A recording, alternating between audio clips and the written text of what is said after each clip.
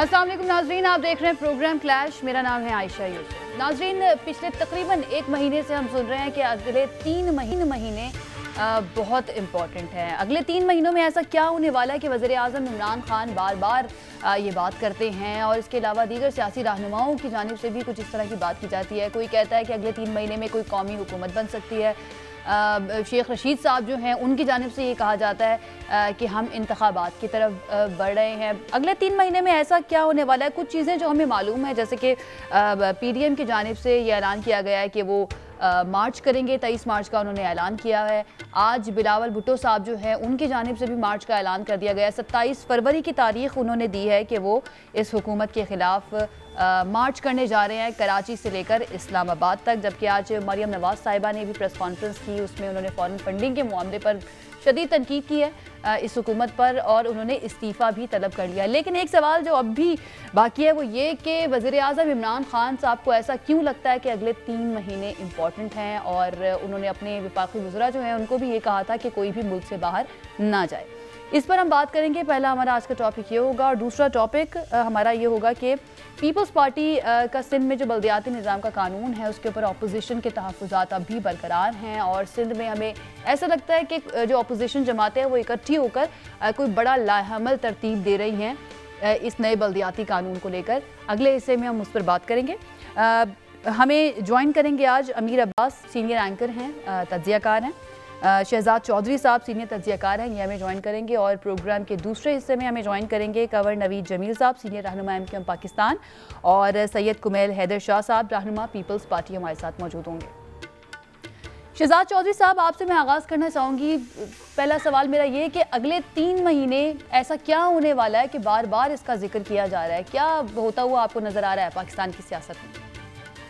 देखिए, इससे पहले वाले जो 3 महीने थे, 2 दफ़ा ये ज़िक्र हुआ इसका, पहले भी हो चुका है वैसे तो, जिसमें कि इमरान खान साहब ने जब अपने वज़ीरों की परफ़ॉर्मेंस देखी तो उन्होंने उनको कभी 3 महीने का टाइम दिया, कभी 6 महीने का टाइम दिया। पहले 3 महीने जो ज़िक्र हुआ, आज से कोई मेरे ख़्याल में 1.5-2 माह पहले की बात है। तो उस वक़्त ये जो एक डिस्क्वाइट थी, और वो डिस्क्वाइट थी related to some senior appointments, military की भी रिलेटेड थी, बाकी कुछ इदारों के अंदर आगे पीछे।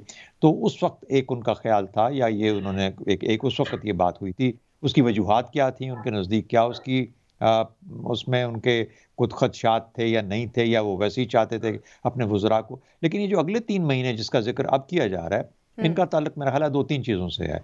एक तो ये है कि 27 मार्च को लोकल बॉडीज़ के इलेक्शंस होंगे खैबर पख्तूनख्वा में, और फिर उसके बाद इस वक़्त जो महंगाई के आलम में जो परफ़ॉर्मेंस हुई है, इससे पहले लोकल बॉडीज़ के इलेक्शन खैबर पख्तूनख्वा के, इनको जब दोनों को मिलाया जाता है तो इस हुकूमत के लिए परेशानी का बायस 2 बहुत बड़ी चीज़ें हैं। एक उनकी परफ़ॉर्मेंस, और एक महंगाई का जो ज़ोर है। तो मेरा ख़्याल है कि शहजाद चौधरी साहब, वज़ीर आज़म तो इनकारी हैं महंगाई से। वो तो कहते हैं कि लोगों को ये बताया जाए, अपने तर्जुमानों को भी, अपने वज़रा को भी ये कहते हैं कि आप जाके बताएं कि मुल्क में कोई महंगाई नहीं है, पाकिस्तान तो सस्ता तरीन मुल्क है। मुझे नहीं मालूम आपने कहाँ सुना। मेरे ख्याल में वो ये कह रहे हैं कि महंगाई एक आलमी वो है, वेव है। जो उसमें जो कमोडिटीज़ PTI का रहनुमा है या वज़रा हैं, वो तो ये कहते हैं कि वाकई में महंगाई हकीकत है और हर तबका इससे बहुत ज़्यादा अफेक्ट हो रहा है। लेकिन वज़ीर आज़म तो ये कहते हैं कि पाकिस्तान सस्ता तरीन मुल्क है। चले, हम वज़ीर-ए-आज़म और उनके वज़रा को छोड़ देते हैं, हम वो बात करते हैं जो हकीकत में मबनी है, क्योंकि हम क्यों अपने सुनने वालों का वक़्त ज़ाया करें। तो मेरे ख़्याल में बात ये कहनी चाहिए कि इस वक़्त जो आलमी रविश है प्राइसेस की, सप्लाई की, सप्लाई एंड डिमांड की, जो सप्लाई साइकिल्स हैं सब के सब, वो इतने डिसरप्ट हो चुके हैं कि उसकी वजह से मुश्किलात इतनी ज़्यादा बढ़ गई हैं, कमोडिटीज़ की प्राइसेस बढ़ गई हैं, कीमतें बहुत बढ़ गई हैं। फिर कुछ इमरान खान साहब की गवर्नमेंट का अपना मुल्क के अंदर जो किस किस्म की गवर्नेंस के कुछ काम ऐसे थे जो कि गालिबन जिनको कंट्रोल किया जा सकता था, जिसके अंदर लोकल मार्केट के अंदर सप्लाई के मामलात हैं। जब वो इसको पूरा नहीं कर सके तो आपने कीमतों के अंदर एक बहुत बड़ा चढ़ाव देखा। दूसरी बात, आपको ये भी मालूम है कि तेल की कीमतों में और डॉलर की कदर में जो इज़ाफ़ा हुआ है, उसके बाद किस तरह का उसका इफ़ेक्ट आया है पूरी मार्केट के ऊपर, इसमें कोई शक नहीं। पाकिस्तानियों के लिए जो इस वक़्त सबसे बड़ी मुश्किल, महंगाई तो दुनिया भर में है, लेकिन पाकिस्तानियों की जो पावर ऑफ परचेज़ है, जो अर्निंग कैपेसिटी और कैपेबिलिटी है, उसके अंदर इजाफा उस तरीके से नहीं हुआ, बल्कि कम तर हो गया है। तो इसकी वजह से ज़ाहिर है कि वो फ़र्क जो है, वो हमें ज़्यादा चुभता है, हमें बहुत परेशान करता है हमारे लोगों को। इस वजह से हमारे लिए महंगाई एक बहुत बड़ा तूफ़ान है, गो कि एक आलमी एक किस्म की एक तरह से स्टेटस भी है, आलमी की एक हालत भी है। तो ये वजूहात है मेरे ख्याल में कि अगले 3 माह क्यों ज़रूरी समझते हैं। 27 मार्च को लोकल बॉडीज़ के इलेक्शंस होने हैं।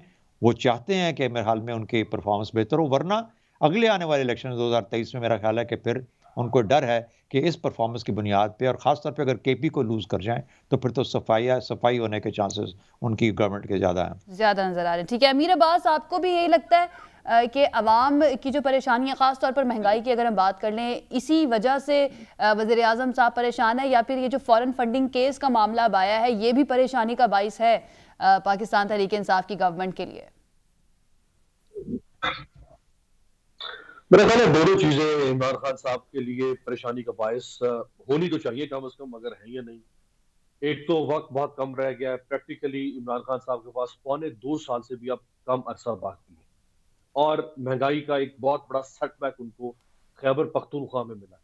यानी वो खैबर पख्तूनख्वा जहां उन्होंने 2013 से लेके 18 और फिर 18 में वो जो पावर थी वो मजीद जिसे कहते हैं समिट ऑफ पावर पे वो पहुंच गए, और 2/3 मेजोरिटी, नियर टू 2/3 मेजोरिटी पे वो पहुंचे, और इसकी कोई नजीर नहीं मिलती थी पहले खैबर पख्तूनख्वा में। उसी तब्दीली या उसी कामयाबी का फिर एक रिवर्स इफेक्ट शुरू हुआ, बल्कि वो डोमिनो इफेक्ट शुरू हो गया। डोमिनो इफेक्ट इस तरह से है कि आप ज़िमनी इंतखाबात उठा के देख ले, 13 या 14 हुए 2021 में, इमरान खान साहब मोर देन 90% हार गए। जो कंटोनमेंट के लोकल गवर्नमेंट इलेक्शन हुए, इमरान खान साहब पंजाब में मुल्तान, लाहौर, रावलपिंडी, इन इलाकों में बुरी तरह से उनको शिकस्त हुई। हत्ता कि खैबर पख्तूनख्वा में, पेशावर में भी कोई बहुत अच्छी कारकर्दगी उनकी लोकल गवर्नमेंट में नहीं रही। फिर ये अब जो जनरल लोकल गवर्नमेंट इलेक्शन है उसके अंदर भी आपने देख लिया। अब फिर ये दूसरा मरहला जो है उसको मजीद पोस्टपोन करवाने में भी कामयाब हो गए, और वो अब मार्च के आखिर में होगा। पंजाब के अंदर जब लोकल गवर्नमेंट इलेक्शन होगा तो उसमें भी को मुझे नहीं लगता कोई बहुत बड़ा ब्रेक थ्रू तहरीक इंसाफ करेगी पब्लिक परसेप्शन की सूरत में। तो ये सारे चैलेंजेस तो हैं इमरान खान साहब के सामने, और उनके लिए दर्द सर भी है, क्योंकि उन्होंने 2023 के इलेक्शन में अगर कामयाबी हासिल ना की, तो जो कुछ उन्होंने ये 2018 से 23 के दरमियान कमाया है नेक नामी की सूरत में, अगर है ऐसा, तो फिर वो 2028 जो है ना, वो आयशा कौन जीता है तेरी जुल्फ के सर होने तक, फिर किसी को मालूम नहीं कि 2028 में इमरान खान वापस पलटेंगे या नहीं पलटेंगे। तो उनके लिए ये मेक एंड ब्रेक है, उनके लिए भी और उनकी पार्टी के लिए भी। अच्छा, अब उनको उनके बाद भी उनकी पार्टी के अंदर कोई नहीं है, ये भी एक नहीं, एक तो इमरान खान साहब के लिए चैलेंजेस है, दूसरा तहरीक इंसाफ के लिए भी बहुत सारे चैलेंजेस हैं। इमरान खान साहब अगर एक लम्हे के लिए एक तरफ हो गए तो ये पार्टी अपना वजूद कैसे बरकरार रख पाएगी, क्योंकि इस पार्टी को वजूद बरकरार रखने के लिए या अपने आप को इंटैक्ट रखने के लिए इसकी वो जो कारकर्दगी है उसके का एक बेहतर होना बहुत जरूरी था। अमीर बात, ये तो वो मामलात है, ये तो वो फैक्ट्स हैं जो हमारे सामने हैं। कारकर्दगी की बात कर ले, महंगाई की बात कर ले, या फिर केसेस की बात कर ले, लेकिन एक ऐसा तासुर भी बनाने की कोशिश की गई या बनता हुआ हमें नजर आया कि सियासी फिजा जो है वो पाकिस्तान तहरीक इंसाफ के खिलाफ होती हुई नजर आई। बड़े बड़े चैनल्स में या बड़े बड़े सियासी रहनुमा इस तरह का तासुर देते रहे कि वो मुख्तदर हल्के जो उनके साथ थे वो अब उनसे दूर होते जा रहे हैं। तो अब और ऐसी सूरत हाल में हमें फॉरेन फंडिंग केस के ऊपर स्क्रूटनी कमेटी की रिपोर्ट भी सामने आ गई और उसके ऊपर जो इल्जामात पीटीआई की गवर्नमेंट पे लगे, तो आपको लगता है कि ये भी परेशानी का बाइस है गवर्नमेंट के लिए, इमरान खान साहब के लिए?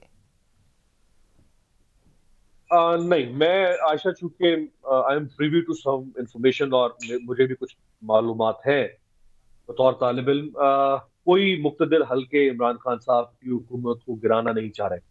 कोई इमरान खान की हुकूमत से वो पीछे नहीं हटे। पीछे से मुराद ये कि वो सबऑर्डिनेट है प्राइम मिनिस्टर के, जितने भी रियासती इदारे हैं सिवाय के सबऑर्डिनेट होती है हुकूमत, तो वो सब हुकूमत के साथ है। जिधर लोगों का इशारा है वो भी हुकूमत के साथ है, इन द सेंस कि वो भी हुकूमत के सबऑर्डिनेट है, और prime minister is the chief executive of the country. Ultimately power जो है वो प्राइम मिनिस्टर के पास है मुल्क को चलाने के लिए।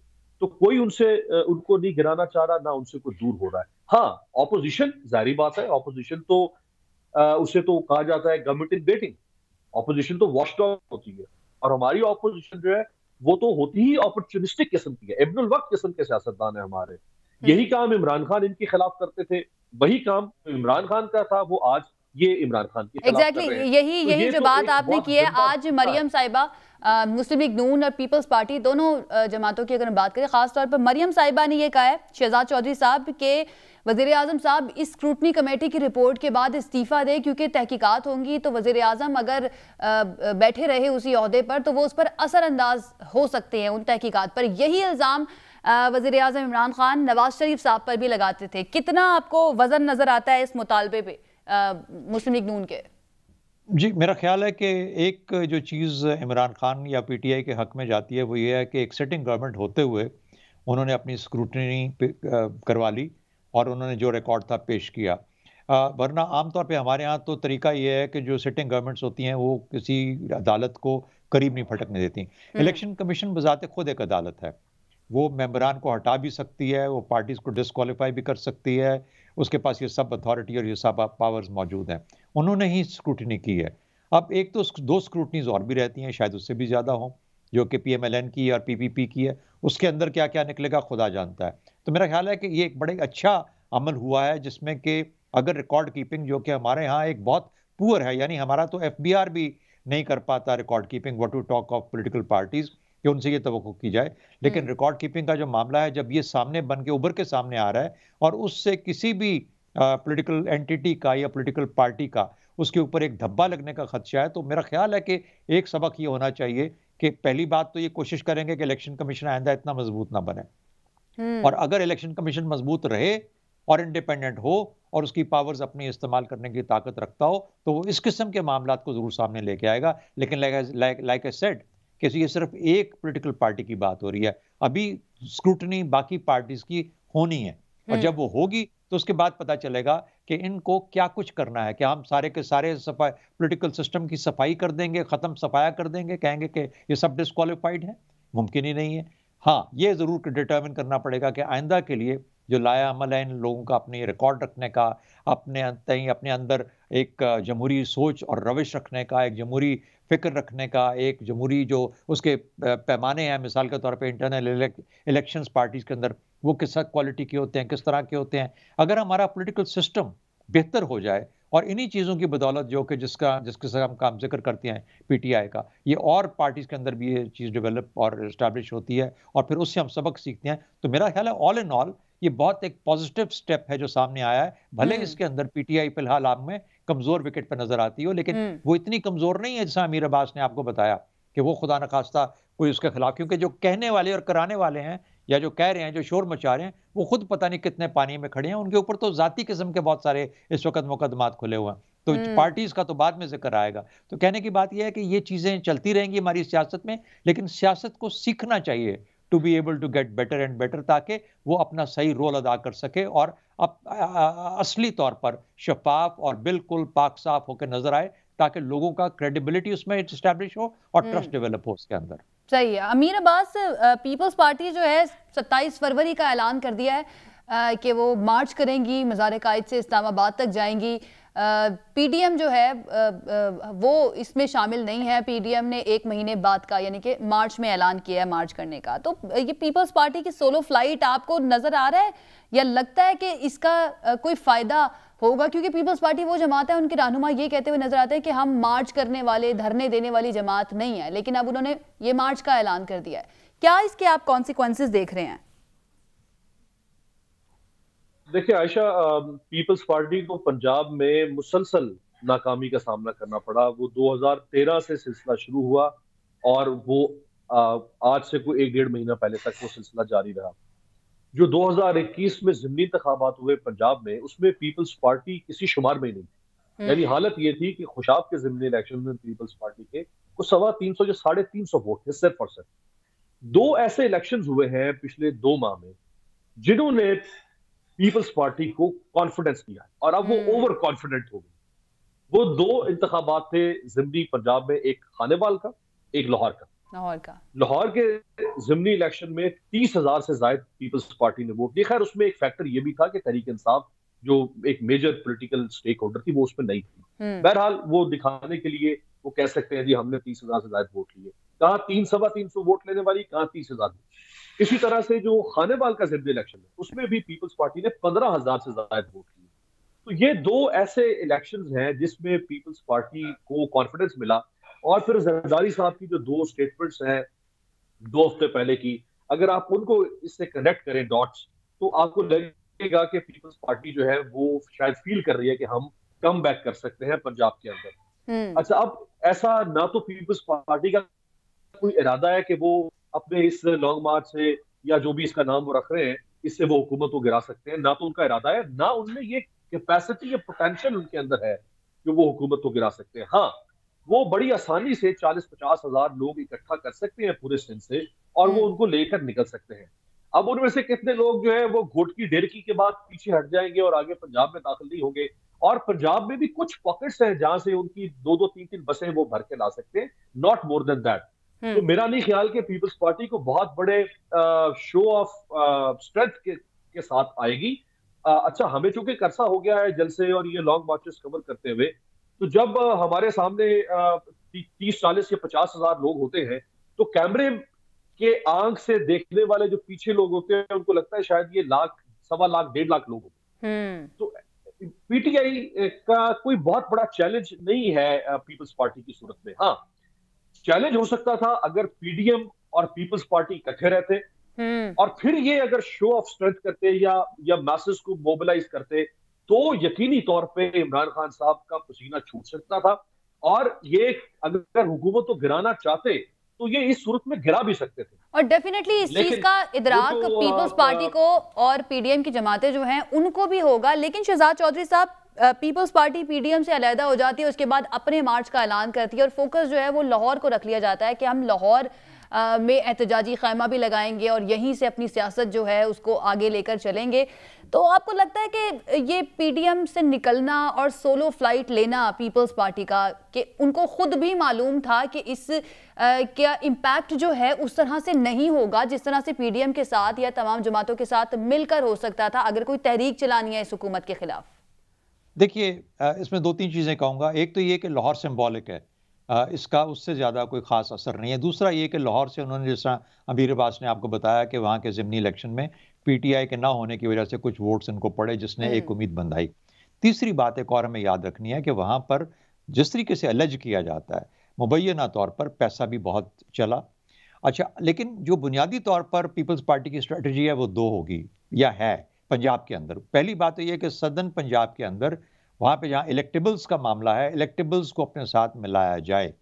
तो इलेक्टेबल्स सदर्न पंजाब के बदकिस्मती से, मैं ये नहीं कहता, नज़रियाती सियासत हमारे यहाँ वैसे ही अब ख़त्म हो गई है, तो कोई अगर ऐसा पॉसिबिलिटी उनको मिलती है, चंद लोगों को चंद सीटें ऐसी होती हैं जो कि वो ले सकते हैं और लोगों को अपनी तरफ कर सकते हैं, जो कि सदर्न पंजाब एक दफ़ा गढ़ भी रह चुका है, बल्कि हमेशा रहा है, सिवाय 1-2 इलेक्शन जो पिछले हुए। एक तो ये उनकी स्ट्रैटेजी होगी कि वहाँ पे इलेक्टेबल्स को साथ। दूसरा, वो एजिटेट करना चाहते हैं अपने बेस को। अच्छा, पंजाब के अंदर पुराना बेस, या for that matter the new base, in the sense कि वो लोग जिन्होंने 30,000 वोट दिए, जिस तरह भी दिए, या खानेवाल में अगर वोट पड़ा उनको 15,000 का, वो जिस तरह भी पड़ा, तो एक उम्मीद की किरण ये बनी। ये नहीं कि लोग उनके नजरिए की तरफ चले गए, लेकिन जो भी तरीका इस्तेमाल किया, वो तरीका उनको लगा कि शायद पंजाब के बड़े शहरों में और उन इलाकों में जहां पर के इस किस्म का एक असर दिखाया जा सकता है, शायद ये मामला उनके हक में जा सकता है। जो ये लॉन्ग मार्च है, ये लॉन्ग मार्च का मतलब सिवाय इसके एक उस बेस को एजिटेट करने के, बिलावल भुट्टो का एक यंग फ्रेश चेहरा आगे रख के, जरदारी साहब जरा बैकग्राउंड में जाके, तो वो एक पैगाम देने की बात है कि people's party is in place. अगर आप हमारे साथ आके बात करना चाहते हैं, मिलना चाहते हैं, इस बार वीडियोस नहीं बनाएंगे, लेकिन हमारा वोटिंग का कोई सिलसिला बन जाएगा इस तरह। तीसरी बात, फाइनल बात ये बोलूंगा कि पीटीआई की कमजोरी जो कि आपको पंजाब में नजर आ रही है, या जो पॉसिबल हो सकती है, और जो कि ज्यादा पीपीपी के वोट पुराने जो अपनी तरफ ले गई थी, अब पीपीपी को महसूस होता है कि पीटीआई की पोजीशन कमजोर होने की वजह से हो सकता है कि वो वोट दोबारा उनके पास आ सकता है, लेकिन उनको ट्रिगर चाहिए होगा। वो जो ट्रिगर है वो लॉन्ग मार्च बनेगा, वो इलेक्टेबल्स कुछ सदर्न पंजाब के बनेंगे, और फिर वो तमाम मामलात बनेंगे जिन्होंने इनको खानेवाल में और लाहौर में वोट दिलवाए। तो मेरा ख्याल है ये तमाम चीज़ें चलेंगी और आपको इस वजह से पीपीपी इस एरिया में इस तरीके से नजर आएगी। कामयाब होते हैं या नहीं वो दूसरी बात है। टीएलपी कहते हैं कि ज़्यादा कामयाब होने के चांसेस हैं पीपीपी से सियासत के अंदर, तो लेट्स सी के हाउ इट टर्न्स आउट। अच्छा अमीर अब्बास, पीपल्स पार्टी अब तो आकर हम देख रहे हैं कि ठीक है, तहरीक का ऐलान कर दिया, मार्च का उन्होंने ऐलान कर दिया, लेकिन पिछले कुछ दिनों से हमने देखा कि बिलावल साहब हों या फिर जरदारी साहब हों, उनकी जानिब से बड़ी सख्त ज़बान, बड़ी तल्ख बातें उन लोगों के लिए भी कही जा रही थी जिनके साथ उनका इत्तेहाद रहा, PDM की जमात यानी कि नून लीग की मैं बात कर रही हूँ, उनकी क़यादत की मैं बात कर रही हूँ, लेकिन अब आकर थोड़ी सी खामोशी है। जरदारी साहब का वो बयान भी आपको याद होगा जिसमें उन्होंने कहा कि हमारे पास आए थे और आके हमसे फार्मूला मांगा और हमने कहा कि पहले ये सिटिंग गवर्नमेंट जो है इसको घर भेजे, उसके बाद हम बात करेंगे। लेकिन अब खामोशी है, अब उस तरह की बातें नहीं की जा रही हैं। आपको लगता है कि जो उनको थोड़ी सी उम्मीद थी कि कहीं पे कुछ बन सकता है, वो उम्मीद ख़त्म हो गई, या फिर जिस तरह से PTI के रहनुमा फवाद चौधरी साहब जो हैं वो उन्होंने ये कहा कि इनकी डील हुई नहीं है इसलिए ये मायूसी की बातें कर रहे हैं?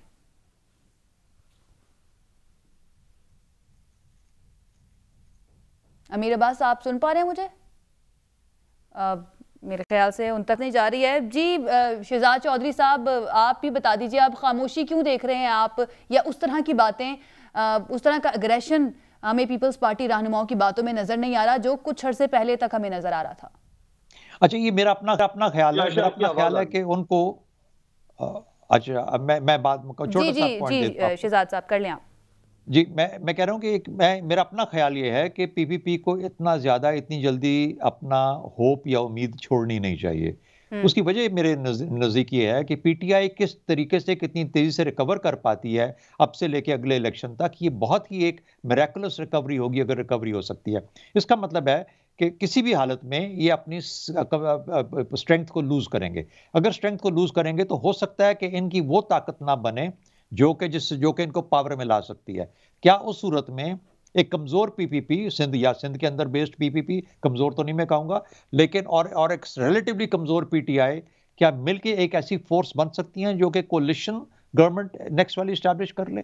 अच्छा, इस किस्म की पॉसिबिलिटीज भी एग्जिस्ट करती हैं। अगला इलेक्शन मेरी नजर में बहुत साफ और शफाफ होगा और एक ट्रू रिफ्लेक्शन होगी of the strength of each political party, और उसके अंदर बहुत आपस में इलेक्शंस के बाद फिर मेलजोल होगा और कोलिशन को डेवलप करने की कोशिश की जाएगी। अब देखना ये है कि PPP उस वक्त PTI के साथ जहां मिलेगी या फिर PDM में शामिल होकर या PDM की पार्टियों के साथ मिलकर हुकूमत में आएगी। इसलिए उम्मीद छोड़नी नहीं चाहिए, कोशिश करते रहें, चांसेस अभी भी खुले हैं, इलेक्शन ओपन होगा, इस दफा इलेक्शन ओपन होगा और उम्मीद पे दुनिया कायम है। अमीर अब्बास, आपने पहले भी कहा कि बहुत ही कम वक्त रह गया वज़ीर आज़म इमरान खान साहब के पास। आपको लगता है कि अगले इलेक्शन तक कुछ ऐसा PTI की गवर्नमेंट कर जाए कि लोगों का एतमाद जो है बहाल हो जाए, महंगाई कम हो जाए, एहतसाब का नारा जो ये लगाते हुए आए हैं जब ये ऑपोजिशन में थे, अब उस पर खुद ये कहते हैं कि एहतसाब होता हुआ हमें नज़र नहीं आ रहा, शवाहिद होने के बावजूद नज़र नहीं आ रहा, तो ऐसी कौन सी आपको बात नज़र आती है जिसकी बुनियाद पर ये जाकर कह सकते हैं कि देखें जी हमारी ये कारकर्दगी और हमें इस पर वोट दें अपने वोटर को? अच्छा, आप मुझे इजाजत दें तो मैं पीपल्स पार्टी पे एक जो कमेंट करना चाहूंगा, जो शहजाद साहब ने भी बात। देखिए, पीपल्स पार्टी के पास जो सिंध के अंदर सबसे बड़ा टूल है वो है हिप्नोसिस का। पीपल्स पार्टी ने वहां लोगों को हिप्नोटाइज किया हुआ है और वो हिप्नोसिस की वजह से वहां पे वो हासिल करती है। अच्छा, पीपल्स पार्टी ने एक हीरोइज्म क्रिएट किया हुआ है, उनके पास एक सिंध आइडल है, वो उसकी बुनियाद पर लोगों से वोट लेते हैं। अनफॉर्चुनेटली सिंध के लोगों की ये बदकिस्मती है और नून लीग और तहरीक इंसाफ की ये नाकामी है कि उन्होंने कोई मुतबादल हीरोइज्म क्रिएट नहीं किया जाके सिंध के अंदर। अगर वो वहां जाते और इनको चैलेंज करते तो बहुत बड़ा डेंट पड़ सकता था, क्योंकि मेरा सिंध के ऊपर बहुत डिटेल्ड कैथार्सिस है और मैंने बहुत करीब से देखा है पूरे इंटीरियर को। ठीक, तो एक तो वो हिप्नोसिस का ठीक है, दूसरा ये कि पंजाब के अंदर अमीर अब्बास, मुझे यहाँ पे ब्रेक लेने हमारे पास वक्त जो है ना इस सेगमेंट का ख़त्म हो गया। बहुत शुक्रिया हमारे दोनों तज्जियाकार का हमें ज्वाइन करने के लिए। नाज़रीन, एक ब्रेक के बाद हमें ज्वाइन करेंगे कंवर नवीद जमील साहब और सैयद कुमैल हैदर शाह साहब। Stay with us. जी नाज़रीन, ब्रेक के बाद खुशामदीद। प्रोग्राम के इस हिस्से में हम बात करेंगे सिंध के बल्दियाती निज़ाम से मुतालिक, जिसको अपोजिशन मानने को तैयार नहीं है और उनका ये कहना है कि पीपल्स पार्टी की जानिब से ये जो नया बल्दियाती एक्ट है इस पर कोई डिस्कशन नहीं की गई, कोई उनकी सिफारिशात तलब नहीं की गई, ना उनसे पूछा गया और इसको बिल्कुल इसी तरह से मंजूर कर लिया गया जैसे एक डिक्टेटरशिप की तरह इसको नाफिज कर दिया गया। इसी पर बात करते हैं, हमारे साथ मौजूद है सीनियर रहनुमा MQM पाकिस्तान कंवर जमील साहब। सर, बहुत शुक्रिया हमें ज्वाइन करने के लिए। सबसे पहले तो सर ये बताइएगा कि MQM को इस नए बल्दियाती निज़ाम पर एतराज़ात क्या हैं बुनियादी तौर पर? देखिए, दुनिया भर में जो बलदियाती निज़ाम बनाया गया है वो इसीलिए बनाया गया है ताकि लोगों के, आवाम के जो बुनियादी मसाइल हैं उनकी दहलीज पर हल हो सके। और जो दुनिया भर में निज़ाम है, जो कामयाबी से चल रहा है, जो वाशिंगटन में चल रहा है, जो न्यूयॉर्क में चल रहा है, जो लंदन में चल रहा है, जो टोक्यो में चल रहा है, हम भी एक ऐसे ही निज़ाम की बात करते हैं। लेकिन बदकिस्मती से पीपल्स पार्टी के जो हमारे दोस्त हैं वो एक ऐसा निज़ाम लेकर आए हैं कि जो सिर्फ एक कहने के लिए बलदियाती निज़ाम है और उसके पास कोई अख्तियार नहीं है। जो बुनियादी उसके इक़्तिदाम है, जो अख्तियारात हैं वो भी नहीं है। उसके पास सीवरेज वाटर सप्लाई का अख्तियार भी नहीं है, उसके पास गार्बेज लिफ्टिंग का भी अख्तियार नहीं है, उसके पास टाउन प्लानिंग का भी अख्तियार नहीं है, अपने शहर की मास्टर प्लानिंग का भी अख्तियार नहीं है। तो ऐसे अख्तियार से तो बेहतर है कि ये बलदियाती निज़ाम ही ना हो।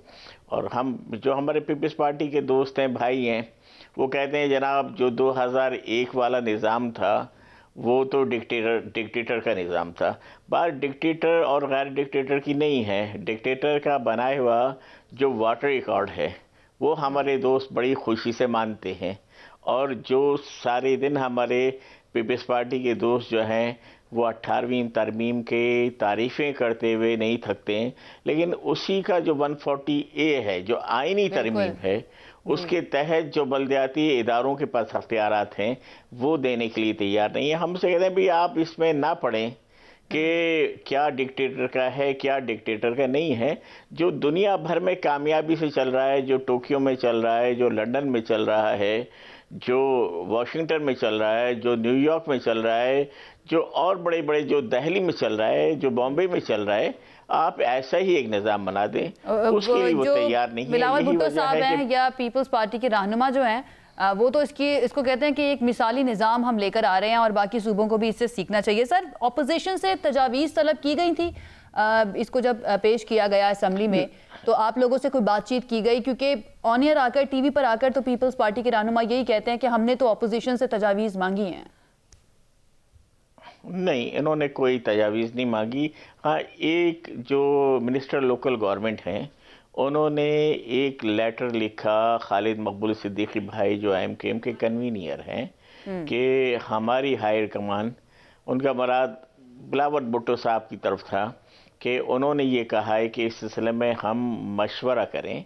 हमने अपने 4 नुमाइंदों को, जिसमें 2 MP थे और जो हमारे 2 साबिका जो बलदियाती निज़ाम के रिप्रेजेंटेटिव थे, उन्हें पूरी तजावीज़ लेकर नासिर शाह साहब के ऑफिस भेजा। नासिर शाह साहब मौजूद नहीं थे, मुल्क में ही नहीं थे बल्कि वो तमाम की तमाम तजावीज़ उनके ऑफिस में देकर आ गए। उनके जो स्टाफ थे उन्होंने ये यकीन दहानी कराई, ये वादा किया कि नासिर शाह साहब आएंगे तो हम आपकी उनसे मीटिंग अरेंज करा देंगे। नहीं, लेकिन ना उसके बाद उनका फ़ोन आया, ना कोई राब्ता हुआ। हमने तो एक मुकम्मल बलदियाती निज़ाम बनाकर सिंध असेंबली में जमा कराया था, लेकिन चूंकि यहाँ पर तो जमहूरियत भी ऐसी चलती है कि उसको ऐवान में लाया ही नहीं गया, उस पर बहस की ही नहीं गई। अच्छा सर, अगर नजर सानी गवर्नमेंट अपना एक, ठीक है, सॉरी टू कट यू, लेकिन पीपल्स पार्टी अगर नजर सानी नहीं करती है इस बिल के ऊपर, तो फिर MKM के पास क्या ऑप्शन है? क्या बॉयकॉट की तरफ भी जा सकते हैं बलदियाती इंतखाबात के? देखिए, ये तो अभी दूर की बात है। जब बलदियाती इंतखाबात होंगे उसकी पॉलिसी उसी वक्त बनाई जाएगी। हमारे पास वाहिद ऑप्शन यही है कि कराची के लोगों के साथ, जो हैदराबाद के लोगों के साथ तो बड़ी ज़्यादती ये हुई है कि उनकी मर्दमशुमारी में ही आबादी आधी करके दिखाई गई, जिसकी वजह से उनकी असेंबली में कम नुमाइंदगी है। और फिर उसके बाद जो डिलिमिटेशन की गई वो भी ऐसे की गई कि यहाँ की नुमाइंदगी ना बढ़ सके, ना उनको असली नुमाइंदगी मिल सके। तो लिहाजा हमारे पास एक ही ऑप्शन है कि हम उसके लिए एहतजाज करते रहें। अभी हमारा एक वाजिबी सा एहतजाज हो रहा है, फिर आहिस्ता आहिस्ता हम उसका दायरा कार को वसी कर देंगे। इससे बहरहाल इसका यकीनन जमहूरियत के लिए अच्छा नहीं है।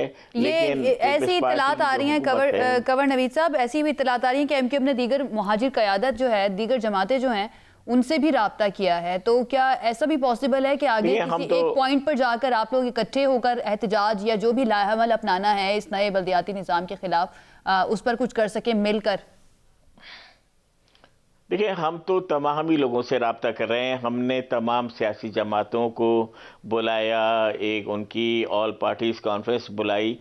तमाम सियासी जमातों में जो कि वफाक में अपोजिशन में भी हैं, उन सियासी जमातों ने भी इस पर तमाम ने इत्तफाक किया कि हाँ, ये बल्दियाती निज़ाम किसी तरह काबिल कबूल नहीं है। उसमें नून लीग भी थी, उसमें ANP भी थी, उसमें गवर्नमेंट की PTI और जो अपना GDA वगैरह थे, लेकिन बाकी तमाम जिसमें JUI भी थी, उन तमाम लोगों ने ये कहा कि ये बिल्कुल नाकाबिल कबूल है और इस पर अगर किसी अमली जद्दोजहद का होगा तो हम साथ होंगे। हमने बिजनेसमैन जो अपना कराची की जो दीगर बिजनेसमैन कम्युनिटी है उनको बुलाया, उन तमाम लोगों की राय यही थी। और जो कराची शहर की जो सियासत कर रही हैं, राब्ता कमेटी ने ये फैसला किया कि उन लोगों को भी बुलाया जाए और उन्हें भी ऑन बोर्ड लिया जाए, इसलिए कि ये MQM का इशू नहीं है, ये आवाम का इशू, और ये शहरी भी नहीं, ये देही आवाम का भी इशू है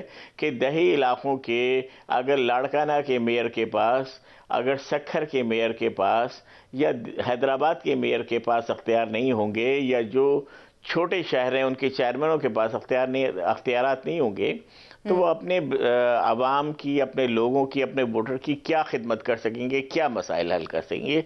इसलिए हम एक इत्तफाक की राय बनाने की कोशिश कर रहे हैं और हम और तमाम लोग हमसे मुत्तफिक हैं, और यकीनन अगर इन्होंने नहीं बात मानी तो हमारे पास एहतजाज ही वाहिद ऑप्शन है। ठीक है। अच्छा सर, आखिरी सवाल मैं आपसे करूंगी, एक ये भी राय पाई जाती है कि बेसिकली ये जो एक्ट अब पेश किया, ये जो बनने जा रहा है या बल्दियाती निज़ाम जो अब लाया जा रहा है, ये 2013 के एक्ट में तरमीम करके लाया जा रहा है। तो मसला बेसिकली 2013 के कानून में था और उस वक्त MQM जो है वो पाकिस्तान पीपल्स पार्टी की इत्तेहादी थी सिंध में, तो आप लोग भी उनके साथ ही थे जिस वक्त ये बिल मंजूर किया गया। इस पर क्या कहेंगे? देखिए, मैं आपको ये बता दूं कि जब MQM पीपल्स पार्टी की इत्तेहादी थी, उस वक्त MQM ने पीपल्स पार्टी के साथ मिलकर एक बहुत अच्छा लोकल गवर्नमेंट का कानून बनाया था, जिसमें मैं ख़ुद भी उन मीटिंग्स में शामिल होता था, और एक बहुत मुनासिब हमने एक बनाया और वो असेंबली से अप्रूव भी हुआ। लेकिन जब हमने गवर्नमेंट को छोड़ी, अगले दिन ही उन्होंने उसको चेंज कर दिया और उसके बाद ये कानून लेकर आए, और ये भी एक उसका तारीख़ का हिस्सा है कि इसकी असेंबली में सिर्फ MQM ने मुखालफत की, और जो हमारे दोस्त थे जो इस वक्त अपोजिशन में हैं, उस वक्त जिस तरह PTI हो गई और जो दीगर हमारे सियासी अब जो इत्तेहादी हैं जो अपोजिशन में हैं, वो तमाम के तमाम ने इसकी हिमायत की थी। और MQM ये तो रिकॉर्ड का हिस्सा है कानून का, उसका कि भाई ये तो कोई भी देख सकता है कि MQM वाहिद जमात थी जिसने इसका किया, और MQM ने जब से ही इस कानून को कभी तस्लीम नहीं किया। ठीक है, बहुत शुक्रिया। कंवर नवीद जमील साहब हमारे साथ मौजूद थे, उनका मौक़िफ़ आपने इस सारी सूरत हाल पर जाना कि सिंध का बल्दियाती निज़ाम जो है इस पर MQM क्या राय रखती है और आगे क्या होने जा रहा है। बहुत शुक्रिया सर आपका। जी नाज़रीन, अब जानने की कोशिश करते हैं कि पाकिस्तान पीपल्स पार्टी जो है वो इस नए बल्दियाती निज़ाम से मुतालिक क्या सोच रही है और अपोजिशन की जानिब से जो एहतजाज किया जा रहा है उसके ऊपर क्यों नज़र सानी नहीं कर रही है, उनको क्यों कॉन्फिडेंस में लेकर कानून साजी इस सिलसिले में क्यों नहीं की गई। इस पर बात करते हैं। रहनुमा पीपल्स पार्टी सैयद कुमायल हैदर शाह साहब ने हमें ज्वाइन किया है, चेयरमैन LCA भी हैं। बहुत शुक्रिया सर हमें ज्वाइन करने के लिए। सर, पहला सवाल मेरा आपसे यही कि पीपल्स पार्टी तो हमेशा मुफाहिमत की बात करती है, बातचीत के ज़रिए मामलात को आगे लेकर चलने की बात करती है, लेकिन इस इशू को लेकर, नए बल्दियाती निज़ाम को लेकर जो अपोजिशन के एतराज़ात हैं उनको क्यों दूर नहीं किया जा रहा, क्यों नज़र सानी नहीं की जा रही है? बिस्मिल्लाहिर्रहमानिर्रहीम। थैंक यू जी। और पाकिस्तान पीपल्स पार्टी आपको पता है शुरू से लेके सारी पार्टीज़ को, सारी जमातों को साथ लेके चलती है, और हाल ही में भी जो हमने नया बल्दियाती निज़ाम दिया है, ये इन सारी पार्टी से तजावीज़ ली गई, इन सब ने तजावीज़ दी। सबसे सिर्फ एक पार्टी छोड़ के जो जीडीए है, उन्होंने कोई तजावीज़ ना दी और उस वक्त कोई मीटिंग नहीं की थी। बाकी जितनी भी पार्टीज है, जमात इस्लामी है, पीएसपी है, एमक्यूएम है, पीटीआई है, इन सब की तजावीज पे ये बनाया गया। कुबैल साहब, अभी हमारे साथ कंवर नवीद जमील साहब मौजूद थे। वो ये उनसे मैंने खास तौर पर ये पूछा कि आपसे तजावीज़ क्या नहीं मांगी गई। वो उन्होंने कहा कि सिर्फ एक ख़त लिखा गया था, उसके बाद ना कोई मीटिंग हुई, ना हमसे किसी ने कोई तजावीज़ मांगी, ना ही कोई बातचीत की गई है इस बारे में। और आप कह रहे हैं कि तजावीज़ मांगी गई थी या इन्होंने दी थी तजावीज़? मांगी भी गई थी और इन्होंने दी भी थी, दोनों चीजें की गई थी। उसके अलावा मैम मैं आपको बता दूं कि इनके एतराजात इनको खुद को नहीं पता। आप देखें कि पहले इन्होंने ये एतराजात किए कि हम ये जो डायरेक्ट इलेक्शंस हो रहे हैं ये ना हो, हालांकि ये खुद एमक्यूएम हो या जितने भी पुराने जितने भी मुशर्रफ के दौर में नाज़मीन थे, वो सब डायरेक्ट इलेक्टेड हुए थे। मेरे अपने वालिद साहब उसमें शामिल हैं, दूसरे बड़े बड़े सिंध की जो फिगर्स हैं दूसरी पार्टीज के हैं, पाकिस्तान पीपल्स पार्टी के हैं, हमारे पंजाब के शाह महमूद कुरैशी साहब हैं, मखदूम अहमद महमूद साहब थे। इन सब ने जो इलेक्शन ज़िले नाज़िम का लड़ा था वो सब डायरेक्ट इलेक्शन लड़ा था। फिर जब इनको ये प्रेस कॉन्फ्रेंस करके याद दिलाया गया कि मुस्तफ़ा कमाल साहब दूसरे जितने भी हैं ये सब पहले डायरेक्ट इलेक्शन लड़के ही नाज़िम बने, फिर वो एतराज़ात चेंज हुए। अच्छा, यही वसीम अख्तर साहब थे, पहले एतराज़ करते थे कि जो हॉस्पिटल डिस्पेंसरीज हैं और जो ये लोकल गवर्नमेंट के अंदर में आते हैं ये गलत एक्ट है, या तो उसके पावर्स बढ़ाए जाएं या इनके पैसे बढ़ाए जाएं। सॉलिड वेस्ट मैनेजमेंट मेरे अंडर में नहीं है, मेरे अंडर में वाटर बोर्ड नहीं आ रहा, बिल्डिंग कंट्रोल अथॉरिटी हमारे अंडर में नहीं आ रही। अब जब वो सारे पावर्स दिए इनको कि मेयर के इख्तियारात में वाटर बोर्ड भी, बिल्डिंग कंट्रोल अथॉरिटी भी, सॉलिड वेस्ट मैनेजमेंट भी, तो फिर ये कह रहे हैं कि आपने हमसे वो डिस्पेंसरीज क्यों ले लिए? क्योंकि डिस्पेंसरीज आपसे इसीलिए लिए ताकि उनको सही तरीके से फहाल किया जाए, और आप ही की शिकायतें थी कि ये हमसे फहाल नहीं हो रही, हमारे पास फंड्स की बहुत ज़्यादा कमी है, तो हम उस पर नहीं कर सकते। अगर आप ये सही तरीके से कानून जब पढ़ेंगे या लोकल एक्ट पढ़ेंगे, जो नया हमारा बिल हमने दिया है ये सबसे बेहतरीन है। और पाकिस्तान पीपल्स पार्टी, आपको याद होगा कि जब 2 साल रहते थे पंजाब के बल्दियाती इदारों के, तो यहां से डिसमिस किया गया।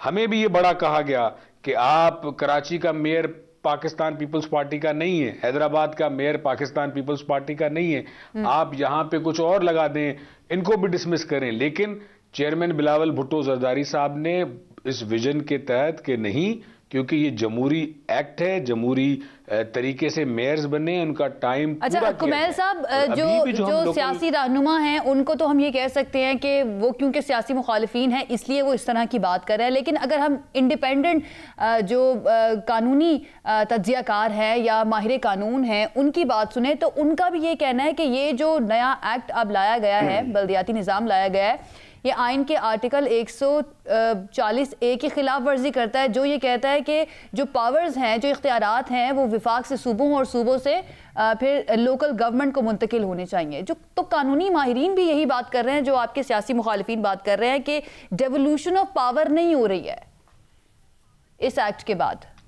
मैम, इससे ज्यादा डेवोल्यूशन पावर्स के क्या दिए जाएं कि आपकी यूनियन काउंसिल्स को स्ट्रॉन्ग किया जा रहा है, आपका वाटर बोर्ड आपके और मजीद करेंगे। ये भी नहीं कि ये बस ये इख्तियारात, जैसे आपको 2001 का एक्ट याद होगा कि उसमें पावर्स कम दिए गए थे, फिर जब 2004 में इसको दोबारा जिला नाजिम और तालका तहसील नाजिम जब किए गए थे तो उसमें फिर पावर्स बढ़ा दिए गए थे। इसी तरीके से पिछला जो 13 वाला एक्ट था उसमें यह शिकायत की गई थी कि हमारे पास वाटर बोर्ड नहीं है, हमारे पास बिल्डिंग कंट्रोल अथॉरिटी नहीं है, ये मेयर का इख्तियार होना चाहिए, हमारे पास सॉलिड वेस्ट मैनेजमेंट नहीं है। हमने वो अब इस एक्ट में सारे इख्तियारात मेयर को दिए, और ये जो हम पर तनकीद कर रहे हैं आप केपीके में देखें वो इख्तियारात नहीं है। और ये जो पंजाब में अभी जो मेयर और जिला नाजिम थे उनके पास सॉलिड वेस्ट का इख्तियार नहीं है। ये हमने मेन इख्तियार, क्योंकि अब अच्छा, एक एतराज ये भी है ऑपोजिशन का कि जो नेक्स्ट टर्म का इलेक्शन है वो कितने अरसे के बाद होगा, ये भी मेंशन नहीं किया गया है। जिस तरह से विफाक में इलेक्शन होते हैं या फिर सूबों के इलेक्शन होते हैं, उसके एक खास एक वक्त होता है, टाइमलाइन होती है कि इतने दिनों के अंदर अंदर ये करवाना चाहिए इलेक्शन। तो इसके अंदर वो भी ऐड नहीं किया गया है कि कितने अरसे के बाद जब ये टर्म मुकम्मल होगी बल्दियाती नुमाइंदों की, तो अगला इलेक्शन जो है वो कितनी टाइमलाइन के बाद, कितने अरसे के बाद होगा। ये भी उनका एक बड़ा एतराज़ है। इसके ऊपर कोई काम किया गया? मैंने इस पे मैं ये समझता हूँ कि इस पे ज़रूर काम हुआ होगा। जाहिर सी बात है, जैसे अभी हमारा टेन्योर पूरा हुआ तो दोबारा बल्दियाती इलेक्शन अनाउंस हो गए। यानी आपके इल्म में है नहीं अभी कि हुआ है ये नहीं हुआ? मेरे जी, ये इस पे मैं जरूर आपको रिस्पॉन्ड करता अगर मैंने ये किया होता, मुझे इसका इल्म होता। अच्छा, मुझे ये लग रहा है कि जरूर इसका होगा, ऐसे नहीं हो सकता। कुमैल साहब, अब हम ये देख रहे हैं कि सिंध में खास तौर पे एक हमें ना सियासी जमातों का जो अपोजिशन में खास तौर पर एक इत्तेहाद बनता हुआ नजर आ रहा है पीपल्स पार्टी के खिलाफ, खास तौर पर इस बल्दियाती निज़ाम को लेकर। तो आप लोग कह रहे हैं कि हमने पहले भी तजावीज़ मांगी और पीपल्स पार्टी बातचीत से चलने की आदी है, उनकी सियासत का तरीकाकार यह है कि बातचीत पे बिलीव करते हैं। तो फिर अगर अब भी उनके एतराज़ात हैं तो अब भी बात करके क्यों नहीं इन मामले को हल कर लिया जाता, उनके इख्तलाफात और एतराज़ात को दूर कर दिया जाता? मैम, आप इनकी बातें सुन रही होंगी, हम अभी भी तैयार हैं मैम। हम तो अभी भी ये चाहते हैं कि सारी पार्टीज ऑन बोर्ड हों और इलेक्शंस भरपूर नमूने से किए जाएं, एक दूसरे के सामने इलेक्शंस लड़े जाएं, अवाम का जो वोट है उसका सही से इख्तियार अवाम को दिया जाए और जो उनकी मर्जी हो जिसको भी चुने। लेकिन आपने इनकी बातें सुनी है, आपने इनकी स्पीचेस सुनी है, केरियों पे खड़े होके जो ये धमका रहे हैं, डरा रहे हैं, हम यूं कर देंगे, हम फलां कर देंगे। अब वो जमाना चला गया है, इनको बताया जाए कि अब वो जमाना नहीं कि आप धमकाएंगे और सिंध के लोग आपसे डरेंगे या कराची के लोग आपसे डरेंगे या हैदराबाद सक्खर के लोग डर जाएंगे आपसे। वो जमाने चले गए और वो आप बस अब ये तो आप देखिए, आप ही की कैमरा की आंख ही ने दिखाया है कि किस तरह ये धमका रहे हैं और ये कर रहे हैं कि हम अब यूं करेंगे, मारेंगे, मरना पड़ेगा तो मारेंगे भी। वो दौर सही था जब वो बंद हो जाता था फला। अच्छा, कोई लीडर वो ख्वाह हमारी पार्टी का हो या पीटीआई का हो या किसी भी पार्टी का हो, वो अगर इनके खिलाफ कोई बात कर दे तो आप इनकी लैंग्वेज देखा करें कि किस तरह को धमकाते, तुम वही हो जो पुल से पहले आते नहीं थे। अब ये लैंग्वेज है तो हम तो अभी भी वेलकम करते हैं। और आप देखिएगा कुछ दिनों में पाकिस्तान पीपल्स पार्टी का वफद जाएगा, सबसे फिर दोबारा मिलेगा, दोबारा इनसे बात की जाएगी।